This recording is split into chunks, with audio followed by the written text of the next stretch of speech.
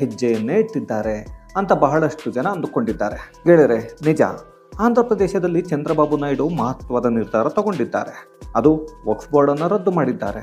ಆದರೆ ನಿನ್ನೆಯಿಂದ ಎಲ್ಲರೂ ಏನು ಅಂದುಕೊಂಡಿದ್ದೀರೋ ವಕ್ಫ್ ಬೋರ್ಡ್ ರದ್ದಾಗಿದೆ, ಇನ್ನು ಮುಂದೆ ಆಂಧ್ರದಲ್ಲಿ ವಕ್ಫ್ ಬೋರ್ಡೇ ಇರಲ್ಲ, ಪ್ರಧಾನಿ ಮೋದಿಗಿಂತ ದೊಡ್ಡ ಹೆಜ್ಜೆಯನ್ನೇ ಚಂದ್ರಬಾಬು ನಾಯ್ಡು ತಗೊಂಡ್ರು ಅಂತ ಕೆಲವರು ಹೇಳ್ತಿದ್ದಾರಲ್ಲ, ಅಂತಹ ನಿರ್ಧಾರ ಅಲ್ಲ. ನರೇಂದ್ರ ಮೋದಿ ತರೋಕೆ ಹೊರಟಿರೋ ಕಾನೂನಿಗೂ ಚಂದ್ರಬಾಬು ನಾಯ್ಡು ತಗೊಂಡಿರೋ ನಿರ್ಧಾರಕ್ಕೂ ಯಾವುದೇ ಸಂಬಂಧ ಇಲ್ಲ. ಮುಂದೆ ಕೂಡ ಆಂಧ್ರ ಪ್ರದೇಶದಲ್ಲಿ ವಕ್ಫ್ ಬೋರ್ಡ್ ಇರುತ್ತೆ, ಆದರೆ ಸದ್ಯಕ್ಕೆ ರದ್ದಾಗಿದೆ. ಏನಪ್ಪ ಇದು, ಏನೇನೋ ಹೇಳ್ತಿದ್ದೀನಿ ಅನ್ಕೋಬೇಡಿ.